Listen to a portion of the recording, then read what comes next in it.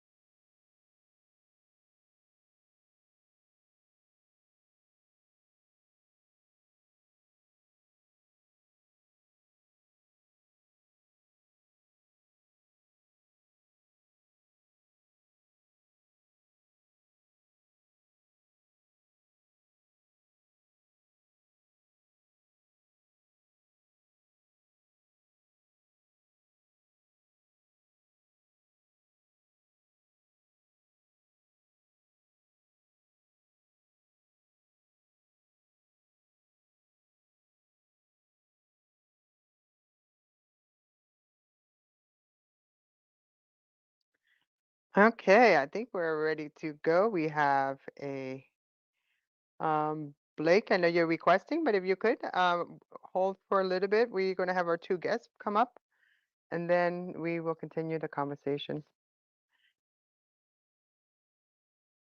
And Andrew, I'm really impressed with your space dashboard, by the way. When I have in between spaces, I lurk on there. I'm like, ooh, look at this. So if anybody wants to know more about it, spaces and dashboard, I think it's still in beta. So, but while we're waiting for our guest, maybe we can have Andrew come up. Andrew, would you mind coming up and just say hi real quick? And I'd love for you to just kind of share a little bit about your spaces dashboard. Just real quick, just a few minutes, and then we can. Maybe he can't make it. Oh, oh my goodness, my co-host is. I'm gonna remove you from co-host. We're having difficulty. I already see it already. And then now I'm gonna add as a speaker. Did you update, uh, Alberto? Oh,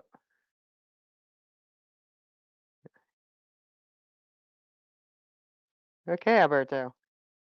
Can you hear me? Uh-oh.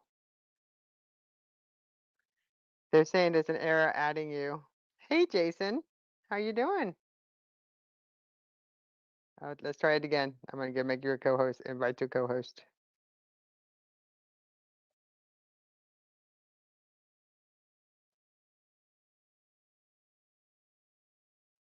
Okay, there we go. Hi, Tara. How's it going? Alberto, can you hear me? Yes, my application crashed. Yes, I can hear you. Yes. Hello, Christinella. Welcome.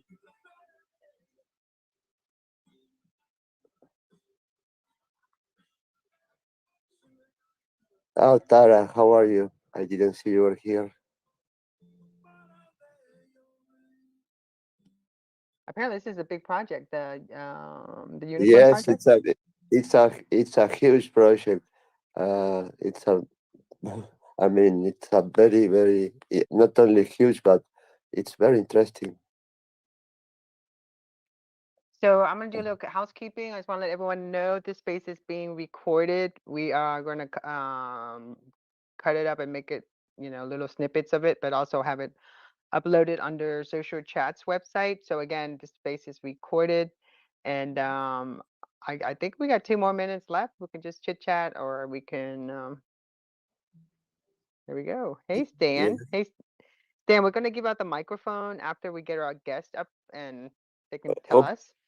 I'm a little bit late, but and I hear you say that you got 2 minutes left. But I just wanted to quickly hop on in, wish you a happy Thanksgiving, and hope you are doing well, and hope you enjoyed this long weekend. And also wanted to say hello to Andrew. And if there's somebody who's following me that I haven't acknowledged, apologies.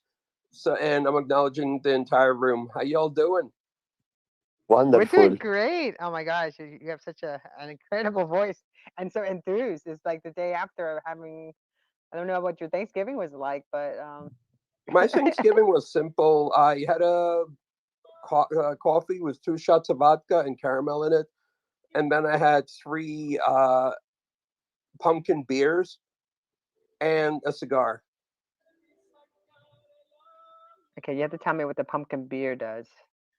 It And tastes what does pretty it taste good. like? Oh my god, just well, I remember when my son came home with grapefruit beer. I thought it was the grossest thing I've Oh, ever thought I could ever drink, but it's not too bad. It's pretty decent. there's sour IPAs like lemon flavored, so good. But like on a hot summer day, so it like feels crispy and tasty. But now I'm a beer drinker. I'm not really a wine drinker, and I'm just trying to switch from IPA to something that's more seasonal. But at the heart of it all, I'm an IPA drinker. Well, very Okay, nice. Marcus is here. Tonya, maybe we can add Marcus as a co-host to have more slots available. Uh, I'm on it. I could step down. I just wanted to quickly No, no, no, hop on in no, and say no, hello. But no, you got no, plenty no, of you got actually got plenty of slots. no. I mean, but we haven't begun yet. Okay, You okay, now haven't we start. begun. I thought. Yeah. Oh, I thought I was late. I thought you meant you only have 2 minutes left until you're signing off. Oh, No, no, no. We have 2 minutes left before beginning. got That's it. what I she could said. step down. I just want to say hello to Tanya. No, To free up some space. That's no, definitely not an issue. no problem. No, no, no. That's we are just None at beginning. all, Stan. You are always welcome. Are you kidding me? You're always welcome. Duh. So, hey everybody, welcome to Alberto and I's weekly space. This is our third episode. We call it the Tech Crypto Space because it seems like every time we get together, we talk about technology, cybersecurity, NFT, blockchain, everything, anything to do with crypto. So we decided to start sharing stories and creating awareness about different projects in the community. So it depending what we're talking about today. So Alberta, I'll let you. How are you? How you doing? I am doing great. I am doing wonderful. I am very excited today because we are going to talk about a project that I have been researching a little bit and is amazing. And here we are with two people that are incredible, Marcus, Simona. Uh, I'm very, very excited to have you here. Uh, it's an honor, really. Marcus, in particular, I really admire you, what you're doing in cybersecurity. So thank you very much for being here. I really appreciate it. Can you tell the, our people here a little bit more about you, Marcus? Hey everyone, Marcus Carey. I see some familiar faces in the audience. Appreciate y'all for tuning in.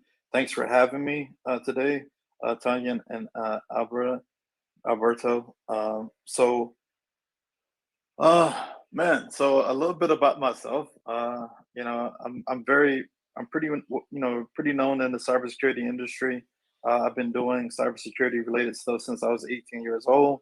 When I joined the U.S. Navy, I did cryptography and signals intelligence and all other technical stuff in the Navy, and that kind of took me from my background of being super poor growing up, and I was able to get a good job after I got out of the military, and I've been doing a lot of tech stuff since then. Um, and so yeah, so that's the basic background. But definitely jumping into the NFT space, and definitely from the security perspective, from the cybersecurity perspective, been getting a lot of backlash, and it's kind of funny. But I would love to talk about the whole thing during this time, and we have some pretty cool cybersecurity people in the audience for sure. So I'm excited to talk about this stuff. Hey, Well, Marcus, I just want to quickly say thank you for your service. And I was in the Navy too, so that's awesome to hear you say that. It's always great to have other sailors in the room. Love it. wonderful, Marcus. By the way, Marcus has written a book called Tribe of Hackers. That is a book that I love. And well, I don't have to talk about that. I mean, if you're into cybersecurity, you probably heard about that book. It's amazing, Marcus. Simona, uh, I met you because I post on the community of NFTs here in Twitter that if how do I get an avatar, an NFT avatar for my Twitter account, and you reply, and then we started talking, and you told me about the project you are involved with Marcus, and well, welcome, Simona. Can you tell us a little bit more about you? Hi, Alberto. Hi, Tonya. Thank you very much for inviting me here on this space. And yeah, for sure. My name is Simona. I've been into cybersecurity for 16 years. I was in the corporate world, so I was head of cybersecurity for a big international corporate that was giving online payment services till last year. And then last year, because the second passion I have in my life is art, and I've always been a painter since I was a child, and draw. I like to draw and to paint and all different technique in art. I decided to leave the corporate world, to leave the cybersecurity path, and to go for art. So I went to the traditional art world. It was good. I was successful as soon as I joined a few galleries, and I was exposed to Paris with one of my pieces. So everything good. But then in February, I saw NFTs, and I was already following the crypto and NFTs for a while. And I said, okay, I think that is the best way to create art at the moment. So I joined the space, the NFT space, in February this year. And as soon as I joined, I found a fantastic community. And unfortunately, many of the people that I knew were getting scammed with very, very simple scams, very simple tricks that I was fighting for many years. And it was very simple to recognize them. And so since March, I've been helping hundreds of people to avoid scams, and also to recover as much as possible after they get attacked. So, and I've helped at least 300-400 people, and for free, everything for free, just because I love the community. And then in July, one of the a collector that I helped to recover his stuff and to create a new account and so on, he said, why don't you write a book about what you know? about the cybersecurity best practices and how to apply them into NFTs. And I did. So in September, I dropped as an NFT a book about cybersecurity in the NFT space. So how to stay safe in the space, how to recognize phishing and exploitation of vulnerabilities of all the systems and so on. And so how to configure your first wallet, what is the purpose, and to do every step in a secure way. So from choosing the exchange for the first time to saving your NFTs into a safe wallet. And I explain everything in this book. Together with that, I also give a token, service token, so that I review the full configuration of the person that buy the book to improve and to make sure that they don't do the simple mistakes that many here are doing. So to avoid and to reduce the risk of getting scammed. And then 2 months almost ago, two months ago, I met Marcus in one of the training spaces that I do, because I do a lot of Twitter spaces and Clubhouse rooms where I train people about cybersecurity in NFT. And I met Marcus, and we understood each other immediately. And then we start to think together about some ideas to make this space much better. So from there, I think we are going to talk about what we are doing tonight, maybe later. But this is me, and this is my journey to NFTs. Wow, that's amazing. I mean, we share all the same passion for cybersecurity. By the way, Simona, there are three people here that share something in common. You, Cristinella, and I, we are the three of us are Italians. That's amazing. You were talking about when joining the NFTs community, and that is something that for me it's impressive. I mean, look, Tonya, how many people are here. The NFT community is something that is amazing. I mean, I cannot believe how big it is. It's something that is surprising me. And well, I am new also to NFTs. And Simona, what pushed me to enter into the NFT community was like I was reading about people being scammed also with NFTs. And I thought to myself, okay, what can I do to help these people? Okay, I had to join the community. I have to listen to what problems are they having, what scams are going on in order to try to help them. So yeah, basically the reason why you enter into NFT, well, the difference is that you are an artist and I am not. I have published a book that it's an NFT now, but I would really love to help other people with these scams because I think so many people their profile is they are artists that heard about NFTs. They wanted to start offering their what they are doing as an NFT, but they lack of the knowledge about security, so they are very likely to be scammed by some people. I think that's the profile of most of the people in the community. So tell us about Marcus. Can you tell us about a little bit more about this project that you're running? That is on the nest, by the way. Yeah, certainly, certainly. So as you, so I first got in. I first heard about NFTs like most people, where I saw on the news and a lot of memes about JPEGs and people selling them and all that stuff, and people right clicking and stealing them and all the memes and stuff. And I was skeptical. I think most cybersecurity people are skeptical. I think that's part of the whole hacker and cybersecurity thing is we want to dispel myths, and I think we're mostly myth busters, and so a lot of us probably had that same thing, like, oh, what is this, and doesn't make any sense. But then I saw some people that I really respected talking about it, and they were talking about it as a way for people to raise funds for charities, or and things of that nature, like fundraising mechanisms. Also, there's artists that are from third world countries, and what we call in America, uh, from that artists that are able to, for the first time in their life, being able to make really good money based on their art and not being exploited. They can be their own people and do their own art. There's musicians that I've met. So there's tons of people that never had an opportunity to capitalize on their art. And on the other side of that, they might not be super technical.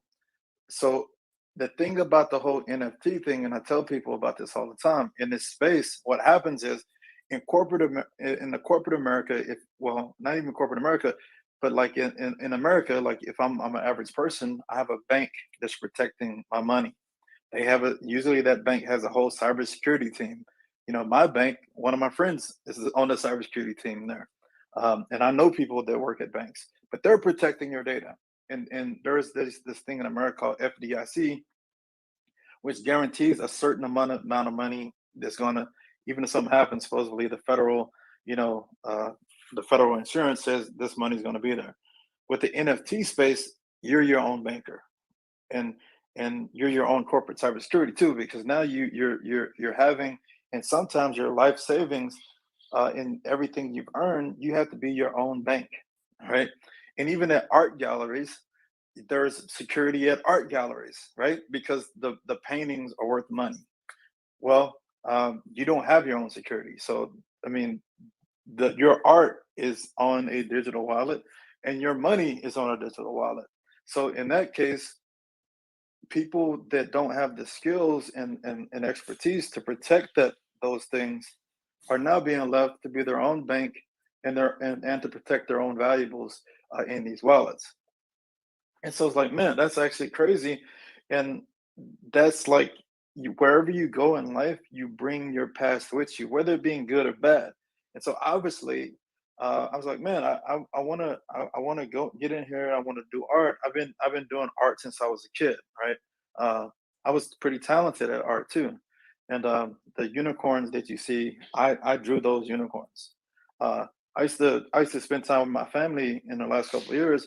We would buy canvases from Walmart or whatever, cheap canvases, and we would paint acrylic paintings. So I've been like redoing this and living this out with my family, and my daughter's super talented at art.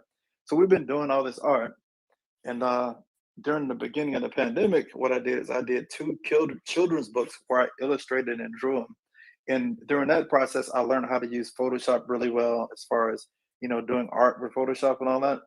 And so what I wanted to do is, like, the best way to understand somebody, the best way to understand an artist, quote unquote, in this digital realm, is that you walk a mile in their shoes. So I heard about this whole, there's collectibles, there's this thing that you can raise charity, you can raise money for charities through it. So I was like, man, let me make my hand at it, because the truth is, I do this all the time. So I help charities out, I help people raise money, I help people get certifications. That's just who I am. And many times when we're trying to help people out, we have to ask for money. Like, hey, can somebody do this GoFundMe? Somebody just died. Can we pay their parents? I mean, we need to help pay their medical bills or whatever. It comes up all the time. So I was like, man, if this is a better way to raise money and to build stuff, open source tooling, for instance, that it's always sucking because nobody wants to maintain it, right? This is a better way for an opportunity for people to get funds and do good work with. And so that's what really got me buzzed and jazzed about this whole community. And even the art piece itself, it's actually a cybersecurity art piece, and I can walk through that in a little bit. But this is 100% about how do you do good wherever you go. My thing is, and I tell people this all the time, if you met me, I'm the same person all the time, but I want to be a blessing to anybody I interact with. And that's my mantra, and that's what I do in life. So if I'm coming into the NFT space, I want to be a blessing to that NFT community. If I'm in the cybersecurity space, I want to be a blessing to that community. So that's what I do. I help bring people together. I help bring smart people together, and I love to have this momentum of us helping everybody else out. So that's what I stand for, and that's what I am.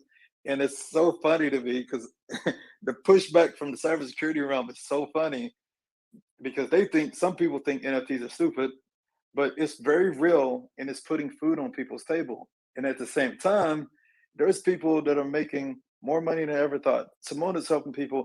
People have went from nothing to getting $200,000 in their account in a third world country. They're killing it and they're good people. And then some black hat hacker steals their whole thing. We know somebody who was just got married and was about to buy a house, and then somebody stole all their money. I'm like, wow, we need more cybersecurity people in here to help people understand security hygiene. We need cybersecurity people building tooling to try to help protect the people over on this side of the world. Because the truth is, everything's going to be an NFT, by the way, in the future. All because what it does offer, it doesn't have to be called an NFT, but the fact is, on the blockchain is here to stay. The U.S. government's using it. Several governments are using blockchain technology, and everything that we do, like your birth certificate, your social security card, all these things, these government documents are going to be and near and dear to you. Your driving license and all that. That's going to be on either a public or private blockchain for everybody to access in the future. So the sooner we're able to get in here and try to help understand the technology, we're going to be able to better be able to help out and secure the data.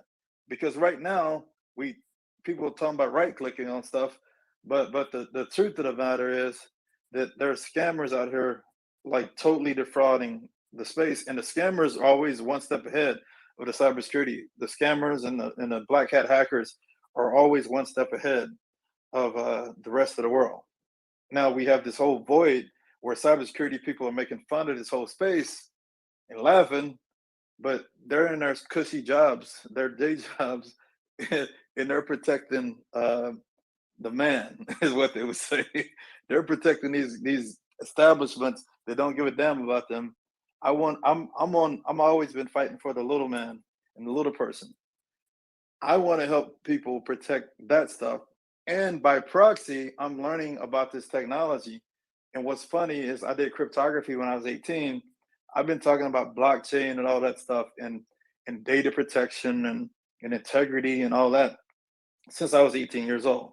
So I have tons of a lifetime of experience that I'm trying to help do good in this space. Hopefully that makes sense. Absolutely. And what you're saying basically reflects exactly the reason why I want to enter into the NFT community, because uh, I have always, I mean, I've been on spaces for a long time now. I have hosted a lot of spaces with Tonya and other people that are into cybersecurity, creating awareness about, for example, um, the risk involved on the risk that you are involving social networks. Um, we will also talk about harassment, bullying, because yeah, the most vulnerable people are likely to be victims of harassment, as being stalked on these networks, and unfortunately, they all have. I have met many people that have suffered that, and unfortunately, law enforcement did nothing to help them. And well, we're trying to generate awareness, create awareness for also for parents, for children. It's a very wild place here. There's plenty of bad people, and well, I feel the need to help them, to give them tools to be protected. Here is appears Samantha in the project.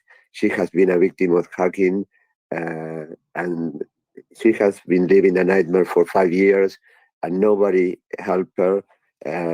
She's from the UK, and here in Spaces, she found many people that were willing to give her a hand, and well, things in her life are being slowly solved thanks to the help of many people that are willing to just to do it to help her. But without any intentions of money. We are not looking for money to get famous. We just want to help people, and that's beautiful. It's wonderful what you're doing, Marcus. I didn't know that you were doing all this about helping others in the NFT community and in the world. Because, for example, here in Uruguay, you are being forced to use um, digital ways. I mean, money. It's like all digital here. We almost don't use currency uh, on our hands, and many people that are like 60 years old, 40, 55, they are forced to use an ATM card to get paid for their pension, to get paid for anything. And well, from that one day to another, they have an ATM card. They cannot live without that, and they were never educated on how to use that, because in safety terms, and those people that are the most vulnerable one, they really need to be educated before being given that, being forced to use those tools. And if you are not educated, then you are very vulnerable, and you are very likely to be scammed by others. So can you tell us, Simona, can you tell us about a little bit the scams that are going on the NFT world? Yeah, sure. What I see is that in NFTs, the most common one, I think 90% of the time, is the first, let's say, contact of the scammer, of the attacker to the person, to the artist or the collector, is through phishing. And very simple phishing that anyone can, in cybersecurity, can recognize in a few seconds. But what is the difference is that artists and collectors in this community, they have never been exposed to this, exactly like you were saying, Alberto. So they don't have an idea of what's going on when they receive a DM, and the DM is from someone that is using the usual phishing triggers, the psychological triggers that in this space work very, very well. Like, I love your work, I love your art. And because there are so many artists and so few collectors, when an artist receives a message saying that someone wants to buy their art because they love it, they open up. As soon as they receive that, they are willing to do whatever it takes to make that person to buy their art. And this is a very common. And the second most common, and this is very, very strong for collectors, is FOMO, the fear of missing out.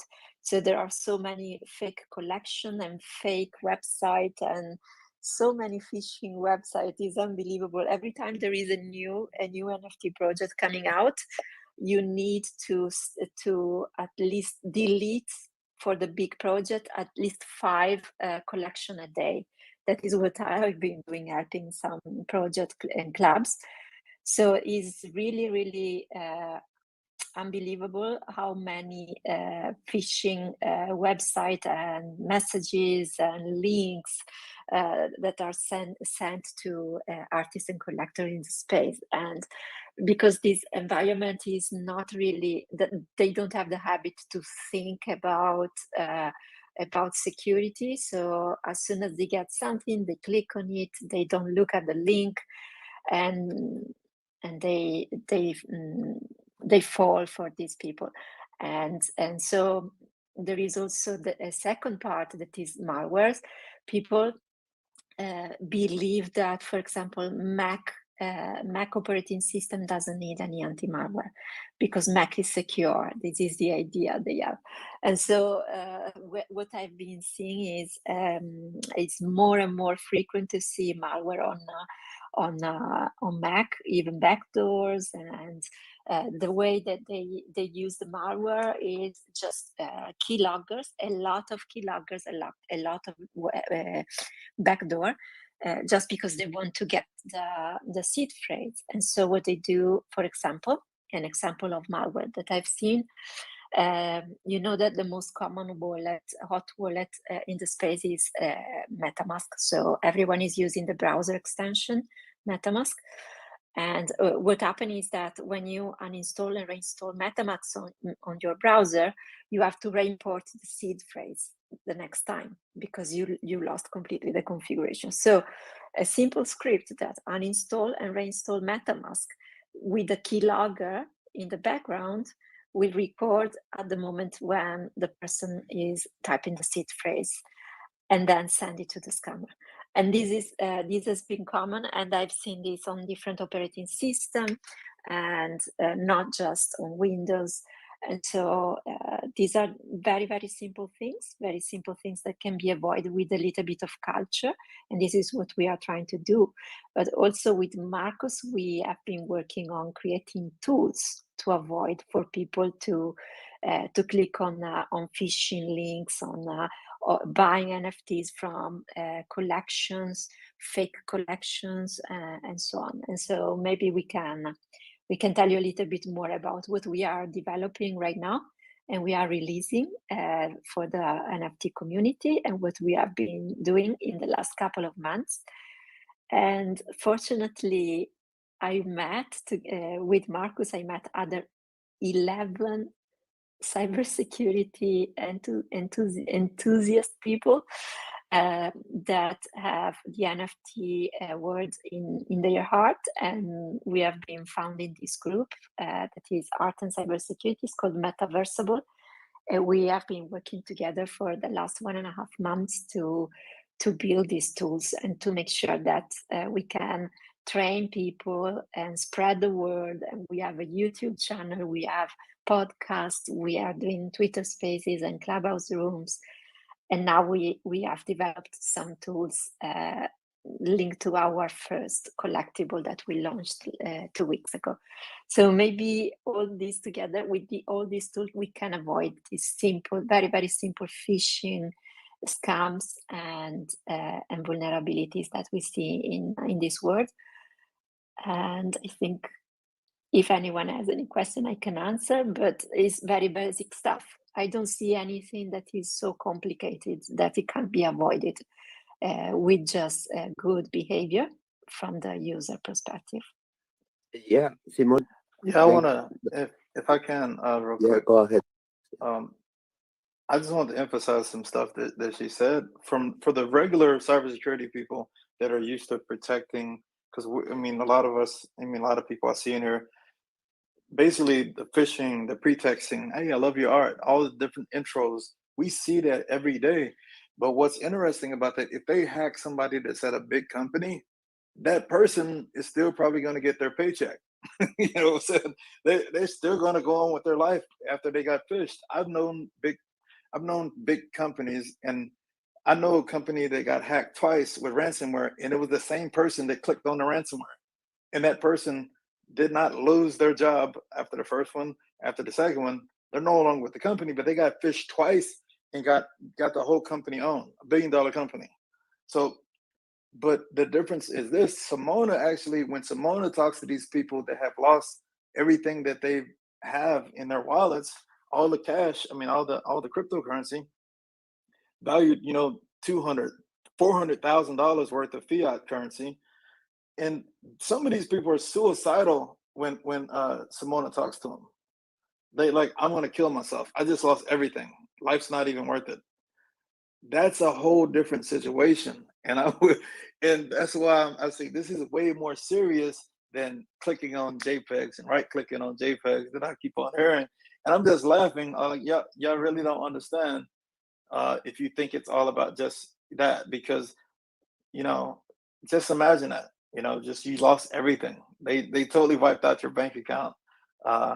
And there's no retribution. Like in America, I think FDIC, you're guaranteed to have $100,000 if you got hacked for that, over a certain amount. But regardless, from a corporate perspective, we get these lessons all the time.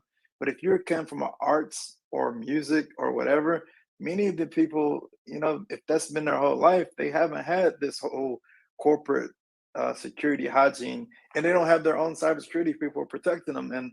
And I'm grateful for people like Simona that does this stuff for free. And Simona is literally saving lives out here, no doubt. Yeah, I mean, as you mentioned, Simona, that you help about 400 people victim of scams, right? Yeah, not just victim, but also I'm part of groups where if someone sees a link or he doesn't know what to do, when someone replies to them, they just send me the link, they send me the reply, a screenshot, and I will tell them what to do, and if it's legit or not. And then yeah, around I think 300 people that got scammed. Usually, yeah, what they are really in a very they feel vulnerable, a lot of vulnerability, and they feel ashamed.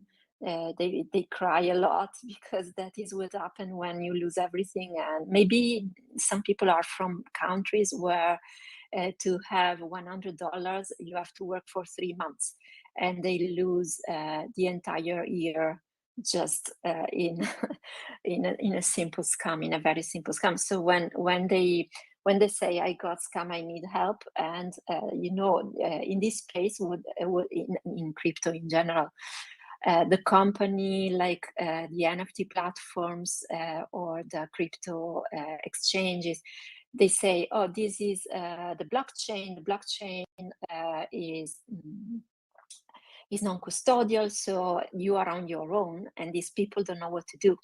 And so no one is helping them. Like if you get scanned and you need to work on your accounts and to try to recover your identity, that is one of the most important part for a big artist that gets scammed. They lose their identity. Their identity is linked to their wallet ID. So how do you recover that? They don't know. There is a technique, but if they go to the platform ignore them. And so when that happens, at the moment that they lose everything and is really critical for them, what happens is they need to talk to someone that knows what to do. And they don't need to know everything. What they want to have is someone that knows how to do it, and so step by step, and so enough secure for them to say, okay, there is a way.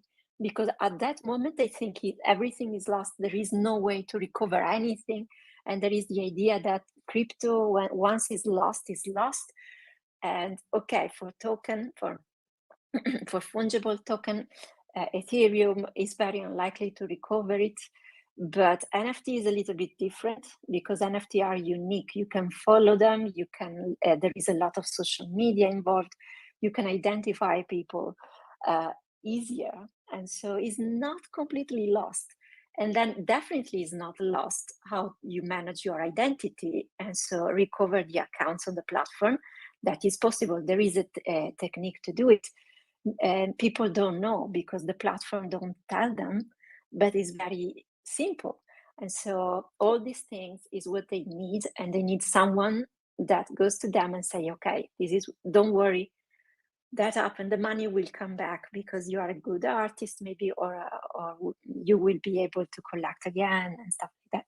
But I know what to do, so now I will follow with you all the steps and we recover.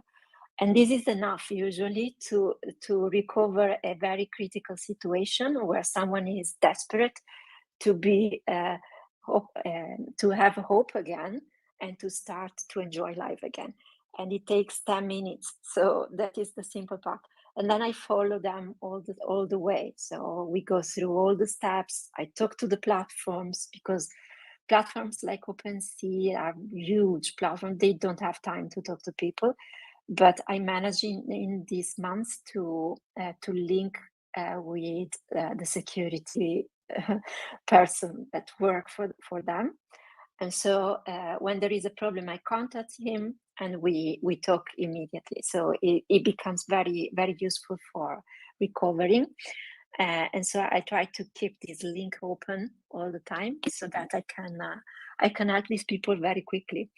And this has been useful. And then what I do, I also try to understand what happened, what is the dynamic. First, we identify where the problem was. Was a malware, Was it a phishing website? Did they share their seed phrase with someone without knowing or knowing it? So we try to understand where and how that happened.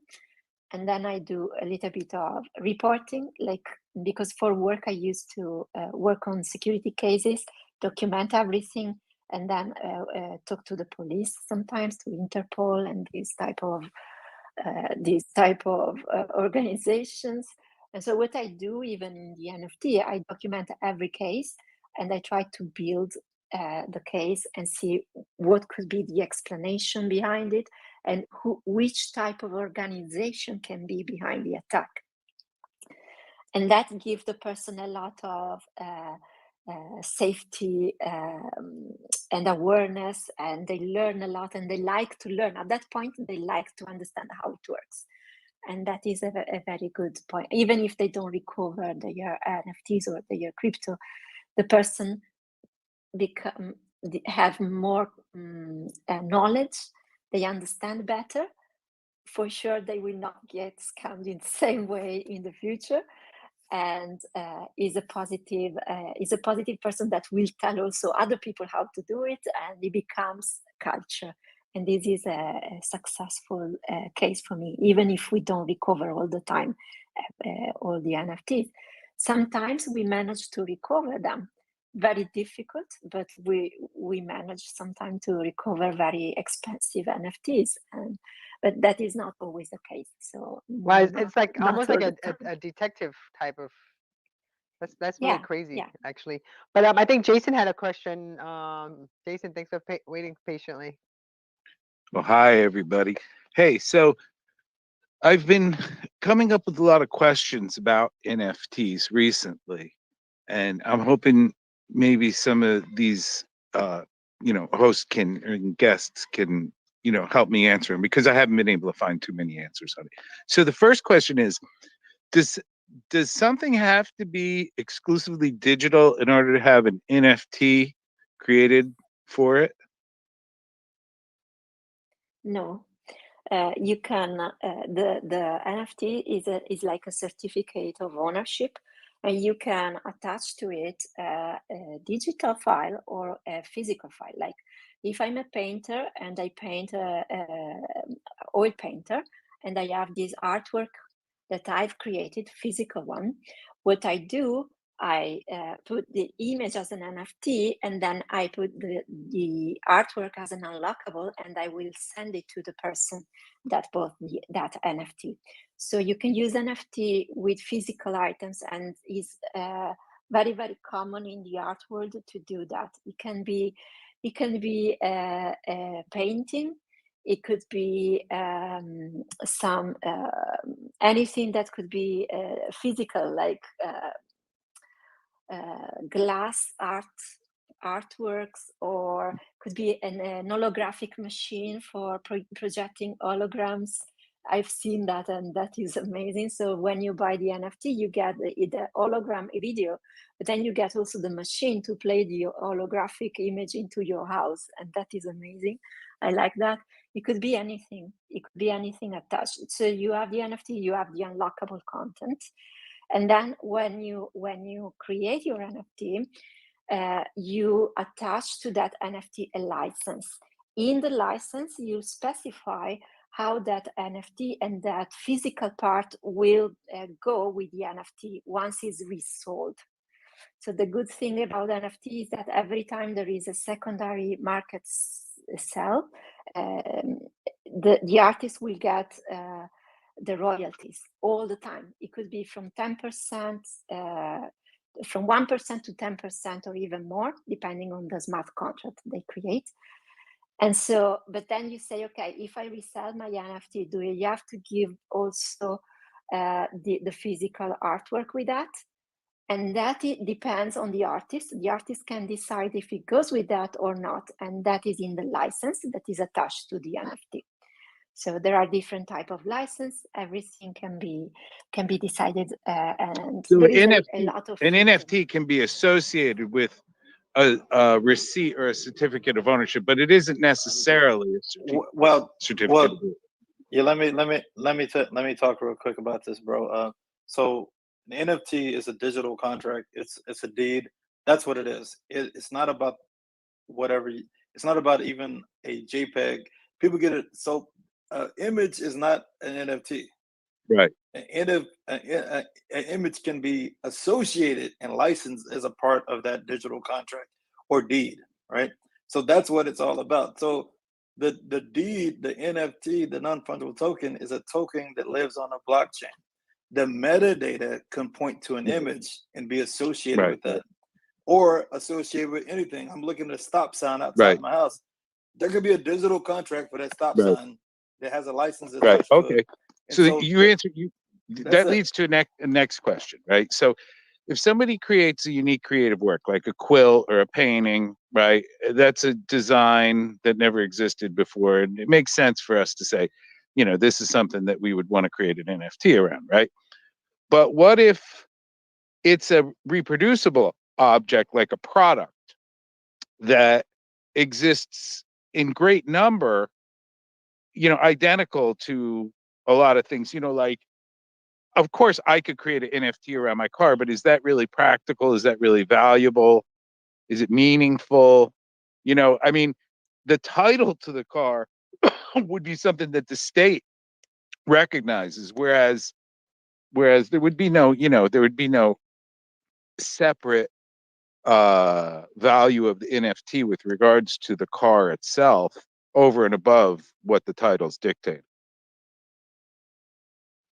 Yeah, so what we're seeing is we're seeing things like real estate and even like cars. What you're going to see is you're going to see people buying tokens that's like almost like leasing something. Like we see people that are using houses and they're doing NFTs for a timeshare type situation and on a digital Yeah, right, contract. right. So one of the things you're going to see NFTs exploding gaming and software ownership, because right now I can give somebody a license, uh, like Microsoft, right?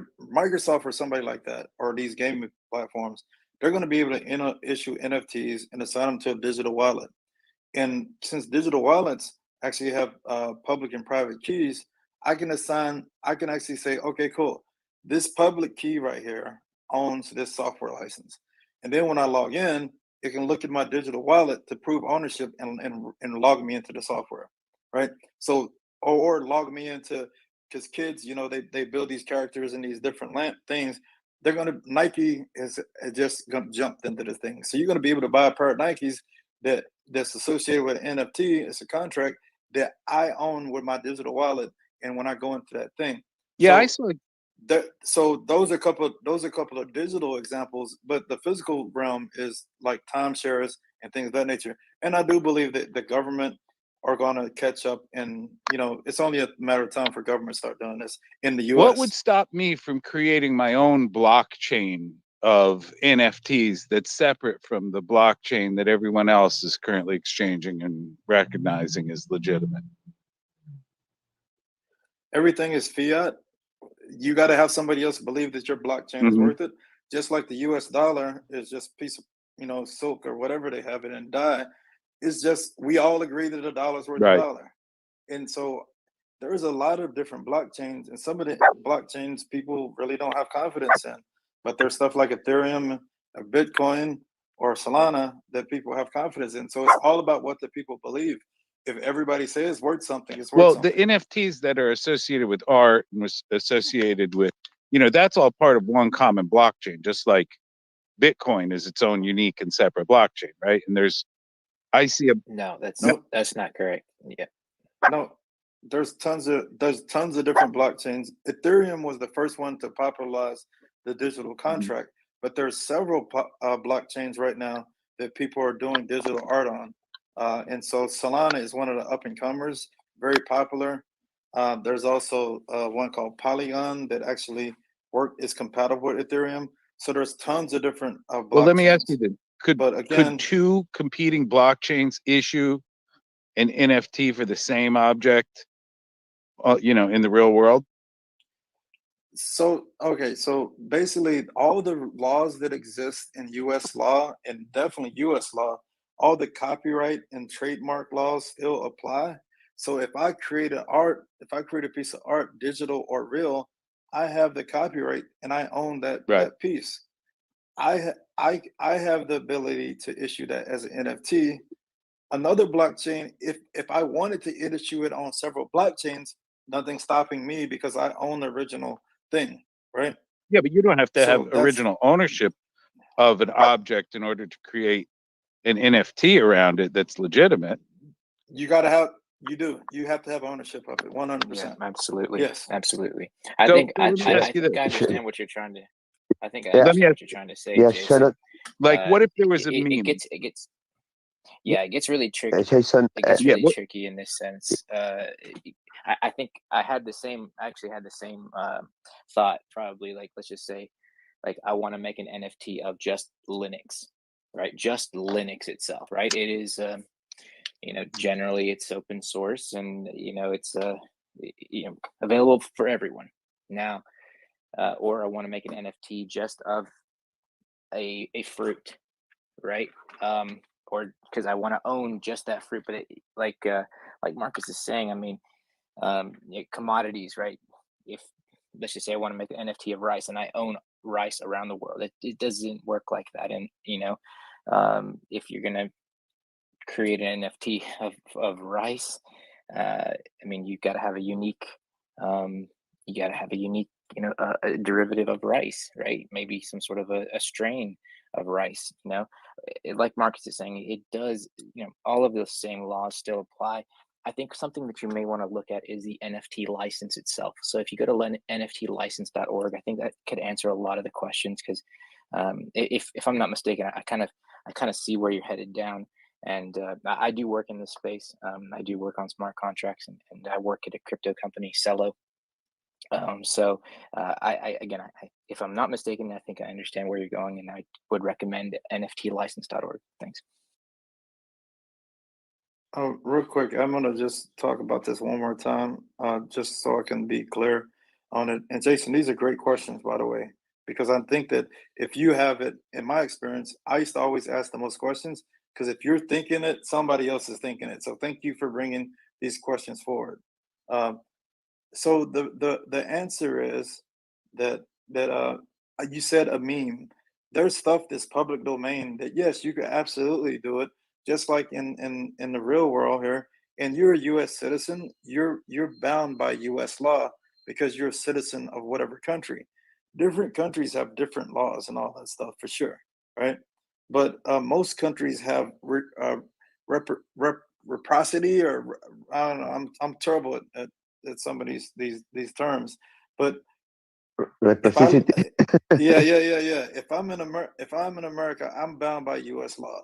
That means that I have to follow U.S. copyright law, U.S. patent law, and I can't sell other things that belong to other people as an NFT. That I mean, I can, but I will be liable in civil or criminal cases.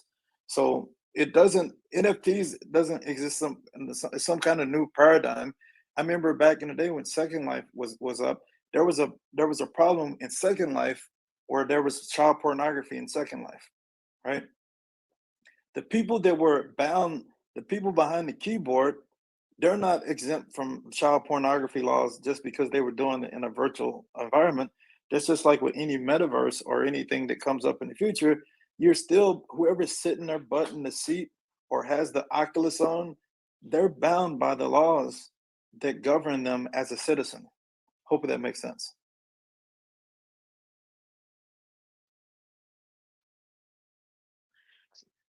Yeah, I think it was pretty clear, and that was a question that I had. When it comes to, I told you, we try to help people with are victims of stalking, harassment online. Samantha is down here. Jonathan has been helping her a lot. And when it comes to NFTs and scams, uh, somebody can go to the police, and are they able to do something? Is that possible? Because in many fields, we see that normal people having cybersecurity problems going to the police and feel frustrated because they receive no help at all. And that's something that happens everywhere in the world, not only in the USA. And they don't know what to do because the police won't help them. So in case of NFTs, uh, if a person goes to the police because they have been victim of a scam and they lost their the art, uh, that's something they can do or not. Yeah, so the U.S. government has recognized that cryptocurrency has value, right? And every, you know, that, I mean, I can't speak for all countries, but definitely if countries are claiming, if they're receiving tax income, these countries are, they've recognized that cryptocurrency is actually worth money, right? For one. Number two is that it's going to take a while for law enforcement to catch up with this. And that's the same thing with digital forensics. I used to teach digital forensics for the government. I used to teach at the DoD Cybercrime Center in Maryland, and I used to teach law enforcement officers how to do digital forensics. Right. This is another case of where cybersecurity professionals are going to have to be able to reach out to law enforcement. Sometimes people are hostile for law enforcement. We're going to have to teach them. We're going to have to teach them what this all means. And also, there's case law already on the books related to digital signatures, hashes, and there's good lawyers in here. I recommend that y'all get on Clubhouse. There's a whole lawyer room related to NFTs, and all they do is talk about law, and they're from all different countries, and they're talking about this right now. What we need to do as cybersecurity professionals is we need to get in these rooms, learn as much as we can, and then be able to be expert witnesses, perhaps in court, right? And that's a thing in America where you understand the technology, and then you're able to testify on some victim's behalf, or you can give talks to. Uh, there's all kind of different organizations where you can help and liaison with police. I've spoken at these kind of conferences where law enforcement is there, and I'm talking to them about these things. So to the I agree. The law enforcement is going to be super way behind because this stuff is so blazing fast that most technology people don't know what's going on, right? But there is precedence in a lot of laws. Cryptography, this whole blockchain stuff and hashes and cryptographic stuff, it's been around for 30 or 40 years. It's not something new. It's just people are using it in ways. Anytime you invent technology, it's used in ways that you have no clue that it's going to be used in the future. I've written hacking tools before that have been used by good people, and I've written them used by bad people. Like I've had Italian law enforcement, by the way, tell me that they used one of my tools to catch people that were holding people hostage.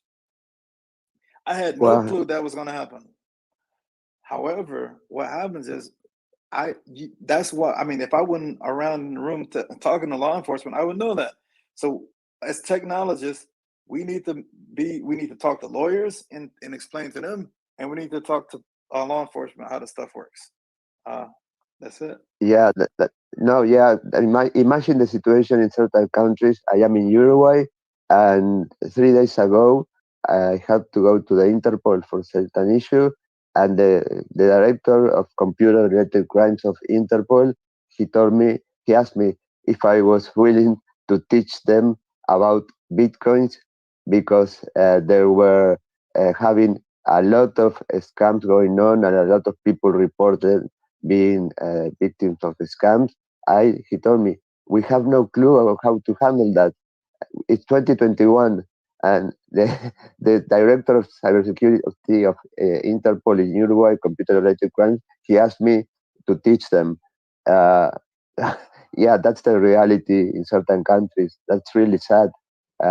We are way behind. And that's what pisses me off when people that's supposed to be serious cybersecurity people are sitting back on the sidelines laughing and talking about right clicking and they still in NFTs where the image is nothing to do really. It's linked by metadata, but that's not a freaking NFT. And you sound like an idiot when you say that. I mean, I'm like, wow, these people are making a mockery out of this serious situation where people are getting scammed out of hundreds of thousands of dollars. It's just sad. And it's not about that image, it's about real money, real cryptocurrency being stolen and hurting people and affecting people. And so that's what makes me laugh. I'm like, wow, y'all just don't get it. I wish y'all digged a little bit deeper to understand this stuff. And yeah, that's what I think about it. Matt, you have your hand raised. You have a question. Yeah, I have a question slash comment. Great conversation. Thanks for all the work you're doing in the space. Marcus, I love your children's book. My kids love it. I got to plug that for you. Three Little Hackers.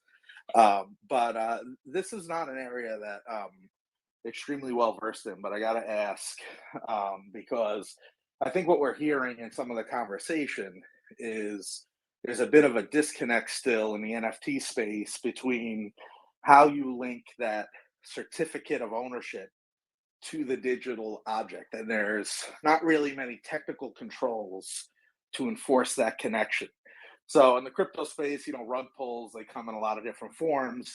One of the ones I've read about in the NFT space are, a scenario where you have a malicious creator who either duplicates someone else's work, maybe a lesser known artist, or they just put something out there that wasn't anything of value really, sell it on something like OpenSea, and then later change what that metadata actually points to, where it's a different piece of art or a different image, and they repeat the cycle and do it again.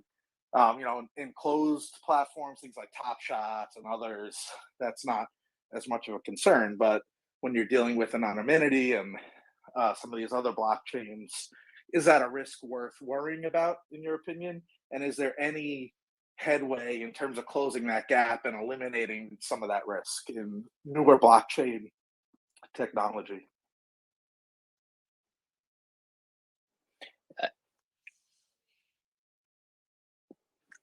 I Yeah. I can speak a little bit about this if you don't mind. Yes, go ahead, Yeah, Jonathan. I want to let everyone know that the code for the smart contract that actually defines how the smart contract works is on chain. So when I say on chain, it's on the blockchain. All right. So whenever you see a smart contract, you can actually you literally go to the contract and read read what it's all about. You It's a little technical, right? But let's just say that there's a the ability to actually to change the contract during execution, that's going to be written in the code. Otherwise, it's not going to be able to happen on chain, right? So um, this is where it gets a little. You have to kind of do your due diligence and say, all right, so this person has created a smart contract, all right, and that smart contract is available for me to view.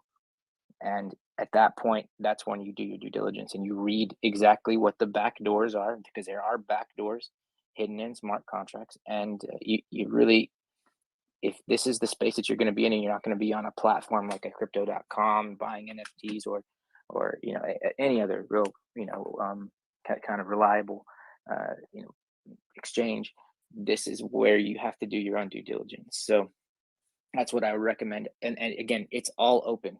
Everything is open. So if you didn't check and read the code before you purchase that NFT for thousands and tens of thousands of dollars, I think, you've done yourself a disservice. Thank you. Yeah, I got a couple of comments too, but go ahead. I was just going to quickly agree with you. In crypto, open source is the standard.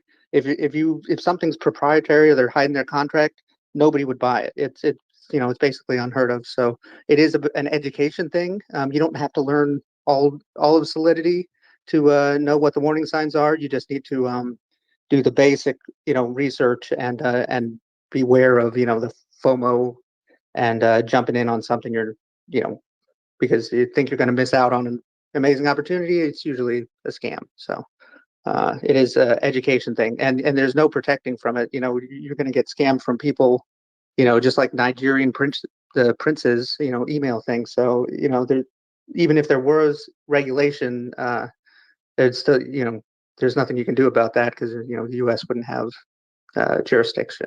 So that's it. Just all I wanted to say. Hey, yeah, I took my DNA test and I'm 30-something% Nigerian Prince, and I don't like that statement. I'm just playing. Nothing against Nigerians. I'm just playing. All right, so couple of points right here, right?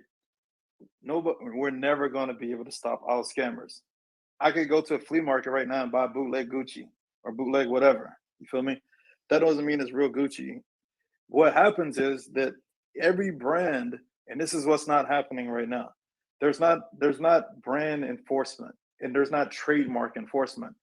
In American law, and I can only speak for America, you have to enforce your trademark for it to be a valid trademark.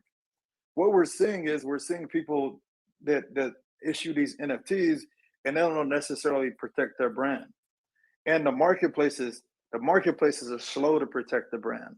So I don't think it's on the market, it's not on the consumer to be able to have to go read a smart contract, right?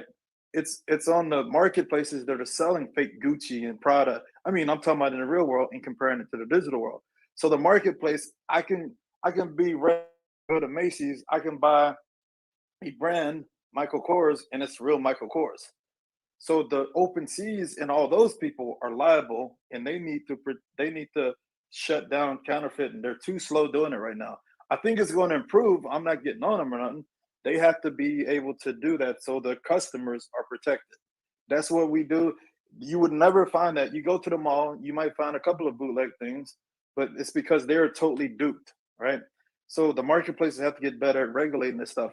Also, the brands need to get better at forcing their trademarks and things and that. Like if it's an ape or whatever that may be, I'm trying to shut that down. I'm looking for my brand to be counterfeited. Now, I think that this is one of the things that big corporations are going to jump into the space, and big companies are going to want to do that. The Disneys, the Marvels, they're going to come out here and they're going to be doing NFTs too. And you can rest assured when they come in, they're going to be shutting down everybody that look like they bootlegging, and the marketplaces are going to be liable eventually for selling counterfeit things. But anyway, that's my take on it. You're not going to eliminate scammers, no matter in the real world or blockchain. And I think personal due diligence at this time, it is the wild wild west, Matt. It's the Yeah. absolute wild wild west, and so you have to try to protect yourself. But marketplaces are going to have to step up, and the people are going to have to protect their own. Yeah, that brand. makes sense because when you think about wide scale adoption of NFTs, like I've had a lot of conversations with folks who are staying on the sidelines because of this issue. So, they're the same people that aren't going to shop at the flea market for those bootleg Gucci's. I don't mind because I'm getting a discount and they still look good. But some other people are more concerned. So, that's something that I think the industry does have to tackle to get people more comfortable with what they're buying. We hear about the Eternity project. It's basically marketing, but they talk about authenticated NFTs, and it's it's not really a thing, right? They're saying it's authenticated because we talked to that famous person who's putting out this piece. But that's one marketplace, for example, and it does have to get bigger. This How do you authenticate when you're dealing with a decentralized system? When people are anonymous, you just have a wallet address. I don't really. There'll definitely be the big players who come in and can KYC and all that, but I wouldn't want it to turn into like YouTube where you can't even say the word coronavirus or you know the censorship we see on Twitter, for example. So I would like to keep that decentralized and anonymous, trustless transaction thing, which is what crypto is all about. I'll No, I become don't. I don't think. No, personally, I think that again, you know, when Shatasi wrote the freaking white paper and all that stuff, maybe he cared about anonymity and all that stuff, but I don't care about anonymity, and I'm Marcus Carey everywhere. So it's up to whoever. If I'm spending money, it's my right to know that I'm spending it with somebody that's not going to defraud me. That's what I believe, right? I don't mind people trying to be anonymous and all this other stuff, but I get pissed when you hurt somebody else and you stealing from somebody else. That's when all the anonymous stuff goes out the window for me, when you stealing from somebody. So yeah, people need to be able to transact and not be scammed, right? And so if I want to do this and be public about who I am, I feel great. You're spending money with Marcus. I'm spending money really with Nike. I'm spending money really with McDonald's. I want to know that, and it's my right as spending. That's a right that I should have. I completely agree with you. I would say that if you only want to buy from projects that are doxed, then go right for it. You're gonna have to get rid of your Bitcoin, but I say go for it. But it should be a personal choice, right? You can't decide that for someone else, just like someone else can't decide that for you. Yeah, may I ask a question, Marcus and Simona? You are running a project that I saw that security for you is something that is extremely important. You have people that work in security. Uh, Simona invited me to a Discord server, and she told me that you have a group of ethical hackers there. That's amazing. But when it comes to NFT projects, wow, there are as many T projects as people, I think. Uh, how often do you see projects of NFTs that lack of that component of security? Mm, it's that common. Every day. Many. Yeah, I think that the clubs and the project owners, they come to the space without any idea about security. Many of them, not just once in a while. The big project, they run into a lot of problems before saying, maybe I need to take care about security. Maybe I need to enforce the fact that phishing website needs to be shut down in time. They don't even know how to do it. They don't know what a domain is sometimes. And so it is shocking. And I've been talking with many clubs and project owners, and for them it's just, let's create a project, let's create the smart contract. The developers are the tech people, okay, but are a different group. But who runs the project usually have no idea about security, have no idea of how to protect their people, their members. And it's crazy. Big projects with 1,000 of Ethereum of volume, and that I see every day. And what happened is, I go to OpenSea and I see like 5 fake collection about a project that just came out. And then I try to connect with the owner of the project and say, look, there are these 5 collection. I will report it today. And then I try to keep an eye on it. And they say, I don't know how to do it. I don't know what's going on, how to do it. It's really impossible for me. But it's very simple stuff to do. And so, to answer to your question, every day, majority, I think 90% of the project owners have no idea about security, have no idea about how to protect their collections, how to protect their wallets. And there are clubs that get scammed every day from so they lose their Ethereum. There are Discord servers that are getting hacked with a simple phishing link sent to an admin. And once the hacker is on the Discord, what they do, they publish a fake official, let's say, link to a phishing website and say, okay, minting is open. And in this way, I followed this problem for a couple of weeks. I counted $1 million loss just because 5 clubs didn't have any idea about how to protect their Discord, what is a phishing link and stuff like that. So that is crazy. For me, there is a lot of need at the moment of our expertise in the field. And so they are going to understand, they are already understanding this. And so I think that is really, really important to come up into this space now and to talk about how to protect these people, how to protect the artists, the collectors, everyone, because there is no culture about this. Yeah, it reminds me of the maturity when it comes to the development of web applications, that initially they have no idea when they were putting a new service online. Security was something that was not important for them. I mean, there was no awareness of any secure development practice, and well, that's something that completely changed when they started being hacked, and they realized, okay, maybe we should consider the development implement security. Well, that's something that it looks to me like the same. It takes time, unfortunately. Stan, you have your hand raised. You can ask question. Hey, how's it going? I just found it super funny that Jason said that in Twitter Spaces we're not supposed to say COVID, and then he said COVID. So now that we're not supposed to say COVID, and we said COVID, what are we gonna do? I just said COVID 5 times. Um, the point that I'm making, though, and I'm making a I was point saying with that, and I'm YouTube. making it Oh with my humor, God. is people are going to do the things that are not proper. People are going to make mistakes all over the place.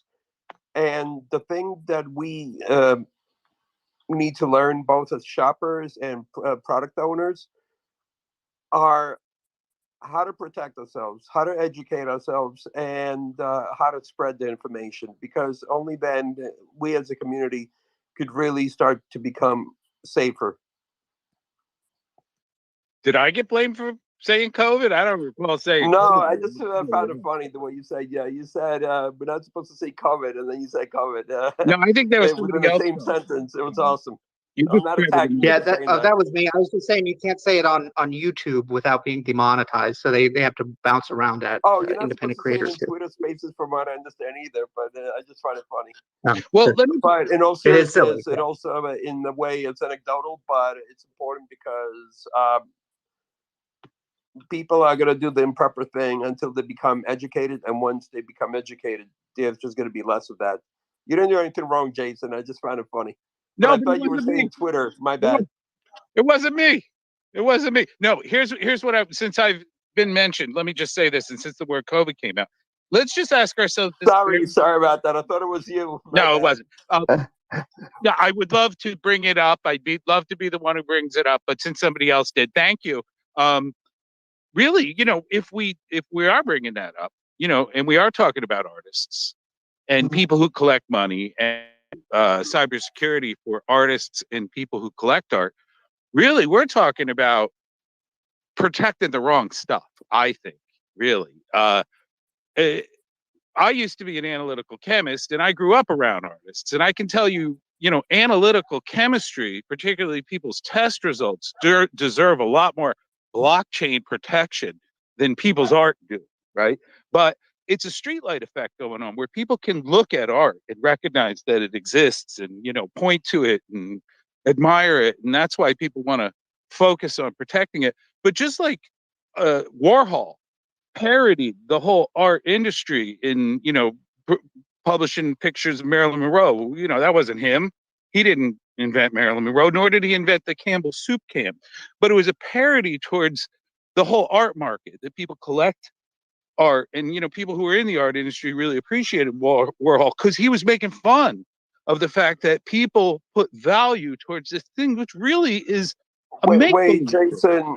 Sorry to speak over you. I'm not sure if that's what they appreciated. Please continue. I'll add something to it later. Well, that's my exposition of Warhol's art. I grew up in New York. I grew up around artists in Soho, and I know that community very well. So, to me, that's why the people who I associated with valued Warhol. They were all artists themselves, gallery owners, collectors. I've even produced technology specifically for those people. So, I mean, art is make believe. Art is not real. Science is real. So when artists get scammed, is it just part of the whole culture? Is it, in producing art, this is a pipe. It's never a pipe. It's a picture of a pipe. It's never really something that's unique. It's a derivative of something I else. think, yeah, okay, cool. So what I'm getting at here, I said this several times, right, is that don't be you're fascinated with art.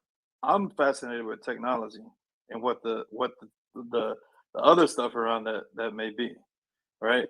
The technology is that there's this thing called a digital contract that's going to be used for everything in the future. Now, the most widespread thing that has got common people interested in blockchain, before this, it was all crypto bros, right? Now NFTs are on the market, and that's actually has gained pretty good adoption from the layman community. And what's happened is they came in here and they're being exploited by these hackers that are very technical, right? The same people that are exploiting big banks and companies, those people are now targeting these people because they can look on a blockchain and see how much money they have in Ethereum. I can see how much money you have in Solana.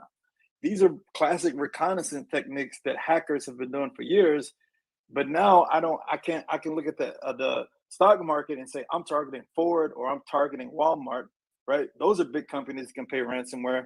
Oh snap! Now I can target these dang artists that don't have a clue. I can target them now, and I know how much money I have in Ethereum, and if I could get their seed phrase, I can steal that money. So here it's not about art. Don't get it. See, people keep on getting it twisted when they think it's about JPEGs. Here's the big thing, right? The big thing is everything's going to be on the blockchain. Your information is going to be on the blockchain. At some point in the future, maybe not us, but our kids, they're going to have a public key and private key, and they're going to have to protect their data.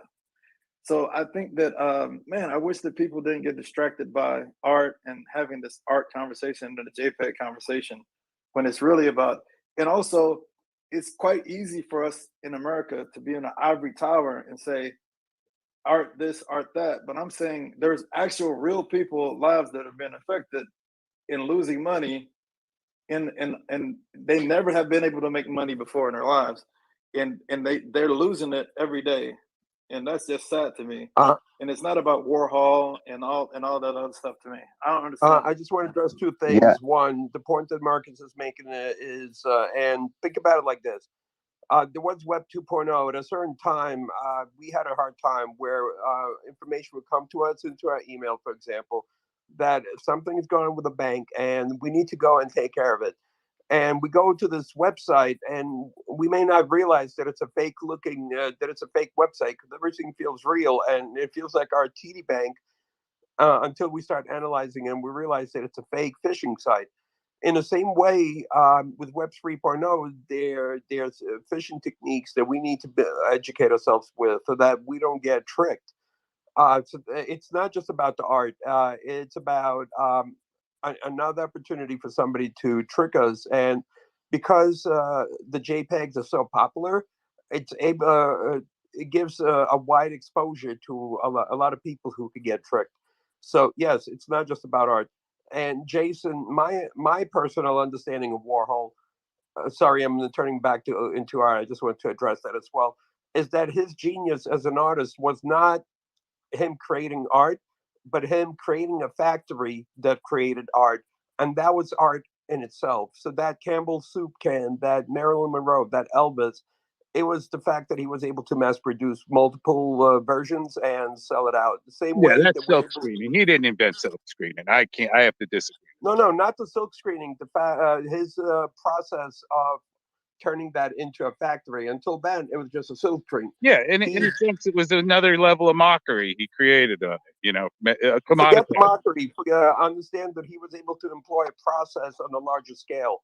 That was genius in itself. But I understand what you mean by mockery as well, and you're not wrong for that.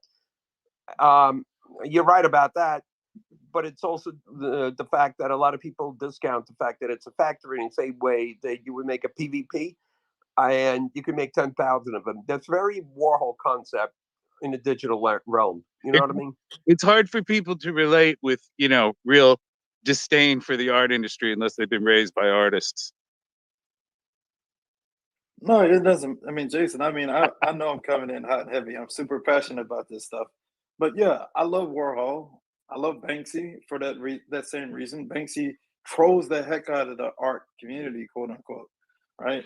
I'm just saying I always had a heart for the underdog. And I'm not talking about the Warhols and people that made a lot of money on art. And some of these people, some artists never make money. I think it's a great opportunity for people again in these countries that don't have a sustainable economy to be able to provide for their families. Those are the artists I care about. Like memes, like I love making memes, right? And the more controversial, the more offensive it is to everybody's sensibilities and cultural norms, the more people it will upset, the better art it is for me. The more it moves people's needles, either one way or the other, I don't care what it does. To me, that's what makes art great. And if people just look at it, they don't have an emotional reaction, it's not really art.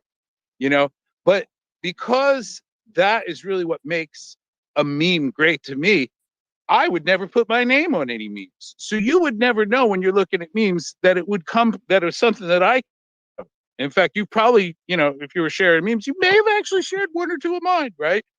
Yeah, I'm never going to put my name on it. I'm never going to get credit for it unless somebody has some watermark they can dig out of, Adobe or something that I'm not aware of. But then somebody could come along.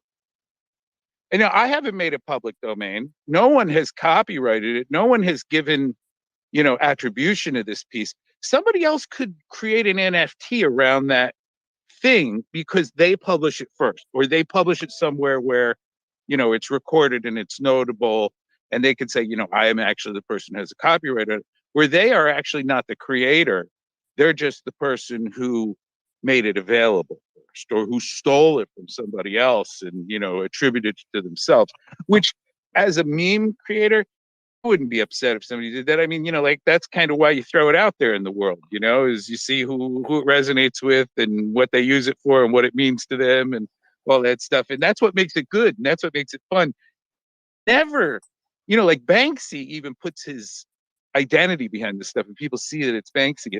If people could ever trace these memes back to who created them, the whole point of creating them would be lost, and like that's an interesting kind of nebulous area that fits into this whole NFT thing. Like, could you create an NFT around something that no one has ownership?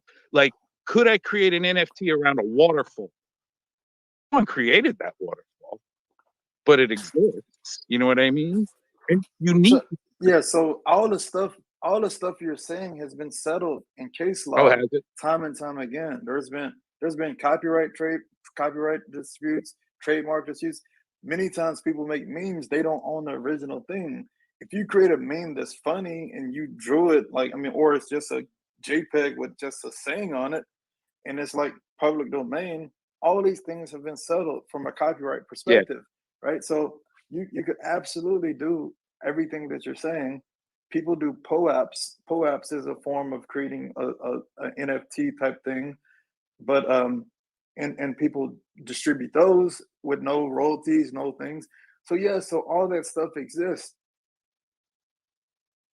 Yeah, I was But asking. NFTs aren't something that's created out of the blue. I was asking a friend of mine. Yep, you can make that NFT, that meme, you can make it into an NFT and stay anonymous, and then make money off of it. So if somebody beat you to the punch and took your idea, that kind of sucks. But Well, you can continue to stay anonymous, not have your name attached. It just be a wallet address.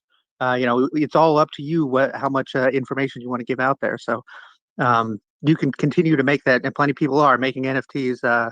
Nobody knows who's making then them let me really, ask you this: except an NFT question. If an Hold on a NFT second. entry is a creative work, could you create an NFT based on another NFT entry? sure. There's no enforcement of copyright laws, and it's all global anyway. So this What are you talking about? There is enforcement. Hold on. Can you please all raise your hands before asking a question, because everybody's talking over the other. So go, Marcus. Can you answer that question? Okay, there's 100% copyright law enforced all the time, even on OpenSea, right? There's takedowns all the time for fake projects on these marketplaces, right? All the time.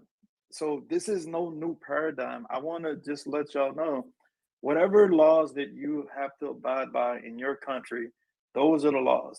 Whatever laws you have to abide by in your state, county, whatever, if there's a law that you're infringing by that, you are definitely accountable for that if they can trace you back. Most of these people that are doing NFTs are absolutely anonymous. CoinHub's point, most of this stuff is anonymous. I would say 99% of it is probably anonymous. If I'm making that number up, 95% of statistics are made up on the spot. But most of the projects are 100% anonymous, but copyright laws and trademark laws still apply. every day. So there's a lot of stuff that's public domain that you can make an NFT for all day if it's public domain, and there's not a problem with reusing those images. That's all I have to say about it. Yeah, I don't disagree with you at all. I was just my point was that crypto by nature is meant to be anonymous. It's a way of transacting with somebody without needing the trust involved in like a bank and setting up a bank account and credit scores and all that. So you trust the software. You don't have to trust the person you're transacting with. Um, so and because it's all global, the U.S. laws aren't going to apply to someone who's breaking copyright law in Sweden. So that's all I was saying. I'm definitely not encouraging anybody to break any laws or violate any copyrights, but you do see it get abused. That DMCA thing is abused all the time, all over the normal platform. So I wouldn't want to see that either. Yeah, no, one thing that Marcus mentioned is that people are now victims of scams, and they're being stealed because criminals can know how much cryptocurrencies you have, for example, how many tokens. Well, I think a good practice for all of you is do not brag about how much you have. Do not mention unless it's necessary about your transactions with cryptocurrencies. There's no need to mention.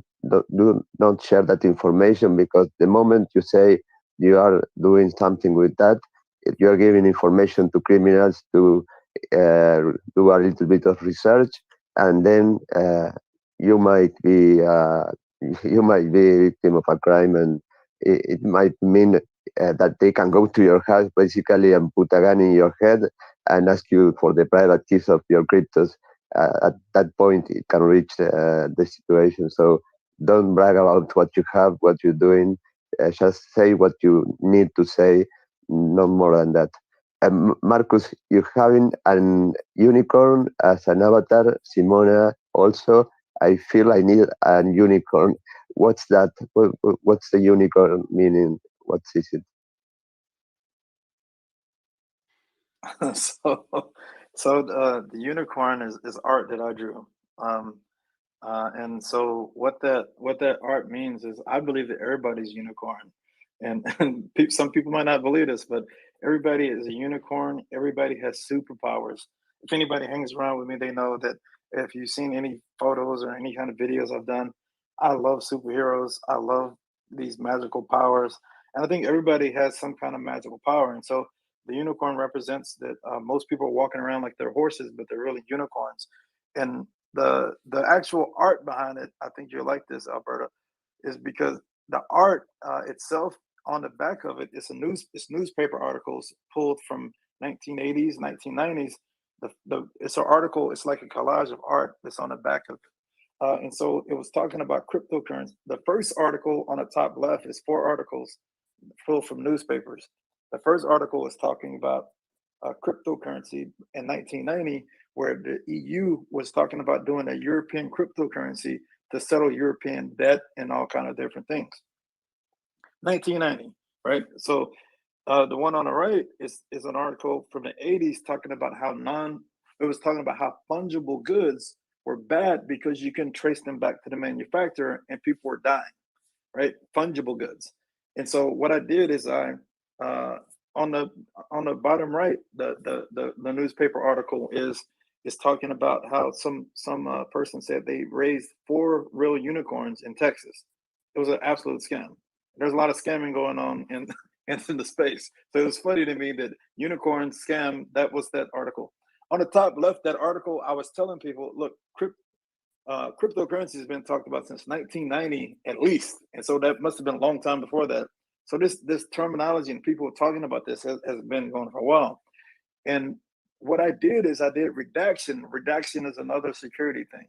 So I took all these security concepts and some of the stuff, and so it's a very meta piece per se, where I redacted everything, and it just pretty much says cryptocurrency can be used for all this stuff. It's telling a story.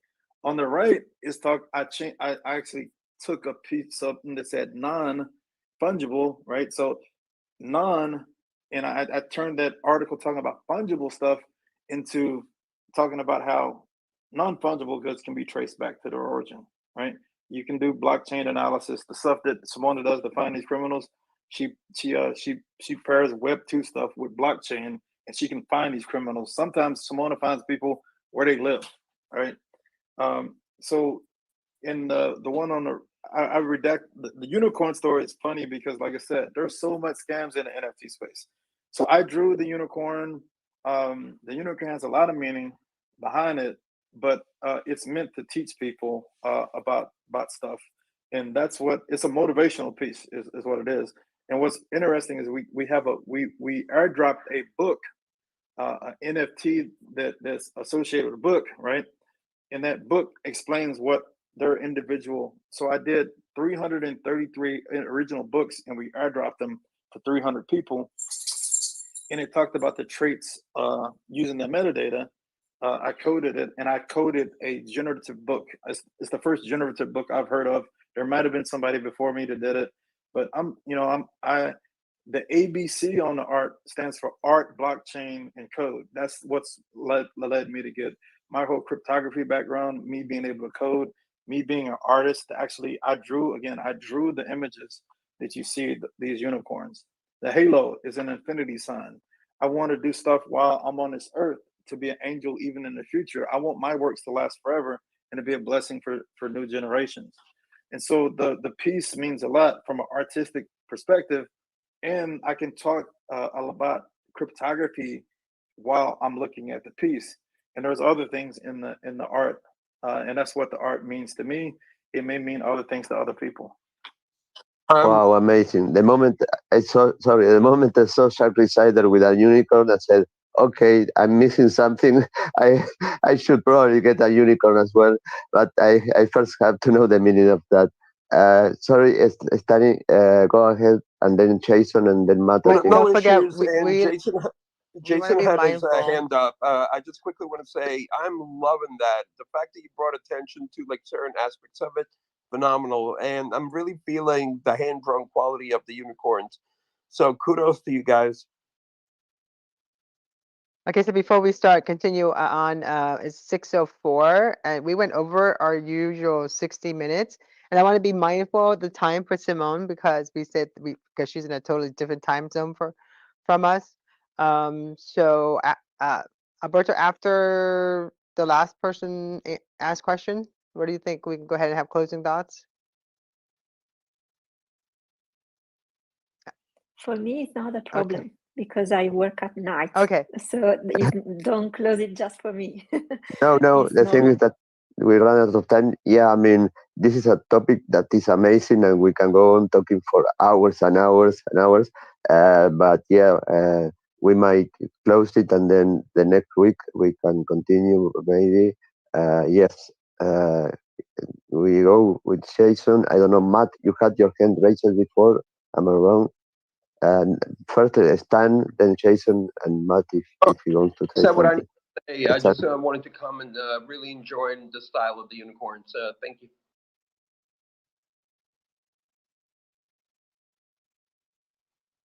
Thank you so much. We love it. We love them all. Thank you. Jason, go ahead. Or are Oh, you next, good. Jason? Yeah. I just wanted. This is what I want to say before, but I forgot. Sorry. When you are going to buy a piece of piece of property, right? You have to do a title search, a deed search. You have to look back at the history of the property, make sure no one has any claims on the property, to make sure there's no burdens on it, and your ownership of it in your transaction is not questioned, right? So this is something for real property that is a standard practice now because of all the legal problems that have come up with people contesting ownership of real property. Well, I'm just wondering whether involving NFTs in real world ownership of property, that's not governed by a centralized authority. Like I could see, the state of Florida governing NFTs that are issued for, title deeds or something like that, or the Florida Department of Health and issuing NFTs for people who've got vaccinations, or something like that. But when it comes to nebulous ownership, or saying that an NFT is associated not necessarily with the physical ownership or the licensing of a product, but just it's in and of itself, it's just valued because it's the NFT that's associated with a product or an object. I really think that could mess up the art world. It could be disruptive to the art world, because it could complicate a real world sale of art if there are other claims to the art other than who owns the art outright with a physical receipt. That's all I'm saying. I don't know if anybody's discussed that before, but I could see it really creating problems in the art world and with ownership. Now, when I was, and I still use this, when you are publishing content online, there's a concept called the Google content duplication penalty, where if somebody else copies your stuff and publishes it as their own, you both get hurt by it. So there's a whole mechanism around discovering that, and one, you can dispute it, and you can say, the people, hey, you are publishing my content, please take it down, and go after them with DCMA. But the one way that we've used classically as content marketers to mark up our stuff is submit it via PubSub, which is like a plugin that I was using as part of the like an open source community that marks that content as belonging to you as soon as you publish it. I don't know if they use blockchain. I mean, I assume they would use something like that, but we've had those problems with content, not necessarily with ownership per se, but just with publishing it and proving to Google who has the right to that content that you're publishing. Yeah, I would again, case law has defended copyright laws and all these things for a long time. Also, I want to bring attention to digital forensics again. I mentioned the whole digital forensics thing. We use hashes to provide evidence in digital cases all the time. That's a part of the process, and you can prove and also if you're doing an investigation, a law enforcement person would come in, take pictures, right? Digital photos. There's going to be hashes for that.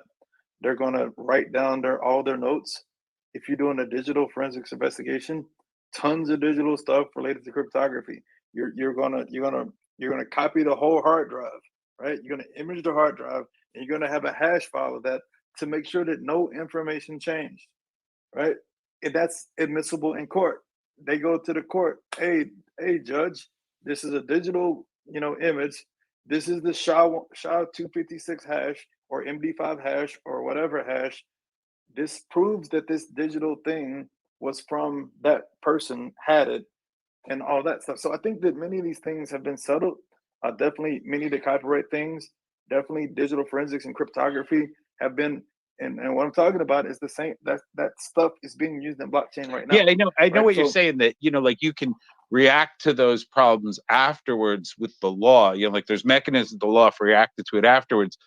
But I think there's kind of like an expectation that blockchain will prevent that from occurring so that scams won't be able to happen as easily. And I don't think we're seeing that be the case. I just think we're seeing, it. Who said that? Who said that, bro? Like, I don't believe anybody said that. What I hear is people talk about provenance and proof of digital. Yeah, that's pretty much it. I don't hear nobody talk. I don't hear nobody saying it's going to stop scams. I mean, you like, could go if somebody say, for example, says that they have the NFT to an object, right? And they can, show you a ledger with their entry in it, right? And they can resell that NFT to you, right? That right there provides a lot of security, provides a lot of confidence that the person who's selling it to you and what they're selling to you is authentic.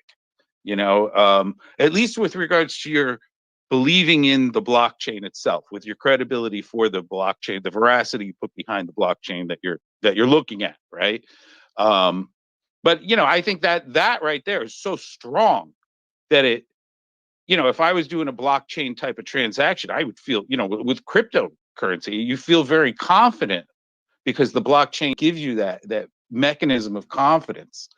But like you said, that doesn't mean that scams won't occur in it. It's just people are more apt to trust it because the core mechanism around it provides some security. But that doesn't mean that it's, as a whole, the whole market around it, the whole industry around it is going to be secure. And I think that's what really people need to know about is, although it is secure, although putting your money in a safe can be very secure, if you don't lock it right, if you tell everybody where it is, you're not going to have that much security with your safe, right?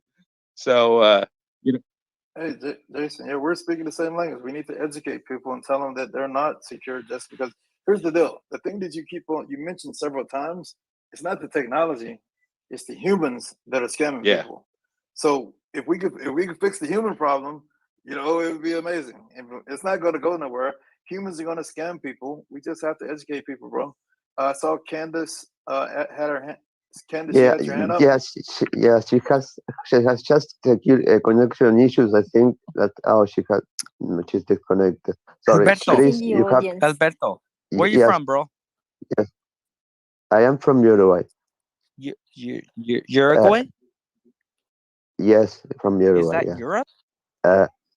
No, that's in no, that's in South America. Mira, amigo, Sorry, Alberto. yeah, we're running out of time. Yes, crypto. Alberto. We are speaking. Yes, Te we are entiendo, amigo. speaking. We're running out of time. I get you, Okay. bro. Okay. Mira, everybody. Soy Latino. I am Latino American. I'm white as fuck with blue eyes. I look like a white man. Okay, then you should know where Uruguay is, my friend. Do you You're think I not making identify me as proud that of though? it. I don't identify Oh, as I'm that. sorry, but we're not like until next week. We'll be back. Yeah, We'd love to. yeah, Yeah. What were you going to say, Alberto? yeah. No. Yeah, Let's I give Chris will step back. an Okay, I apologize. No worries. We just we went past our time.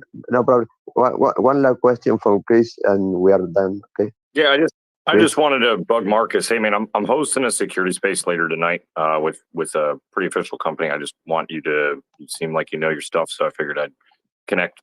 And if you wanted to come help out with that room, I'd be honored. I appreciate you. Hey, just DM me on Twitter, and I'll holler at you. And DM me too, Chris. I'm also interested. By the way, in a few minutes, I will be hosting a space in Spanish about cybersecurity to create awareness about the importance of that for the Spanish-speaking community.